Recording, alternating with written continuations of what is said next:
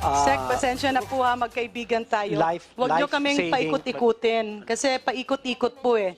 Napakasimple ng tanong, it can be answerable by the name of the person or the name of the committee or kung ikaw naman ang nag-utos, walang problema.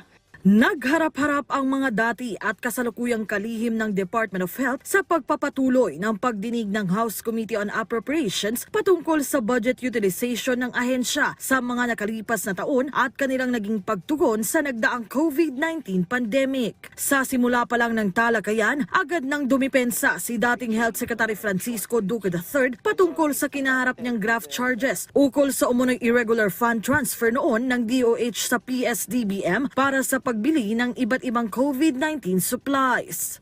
Given the severity of the public health emergency, we at the IATF and NTF deemed it best to rely on the expertise of the PSDBM and its network of suppliers for sourcing of the much-needed PPEs along with other essential goods and services for emergency response. We would not have stood a fighting chance without the first tranches of PPEs, which was a lifeline for our health workers. Git ng mga kongresista, mahalagang malinaw ang mga detalye nito lalo pa kung kaban ng bayan ang pinag-uusapan. Kaya't binusisi ng ilang mambabatas kung sino ang nag-utos kay Duque na gawin ang lipatan ng pondo. Sinasabi din po sa atin ni Secretary Duque, Madam Chair, sa utos po ni dating Presidente Duterte ay nagkaroon ng ganito na transfer itong 47.6 billion.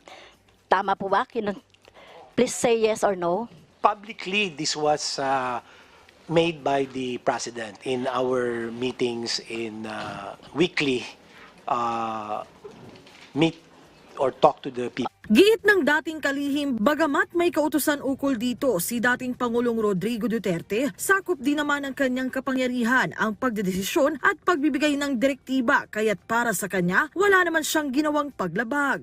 Patungkol po sa ombudsman case, ako po ay inatasan na mag-submit ng motion for reconsideration, and I'm just waiting, Madam Chairperson, Your Honors, for the action of the ombudsman on my MR.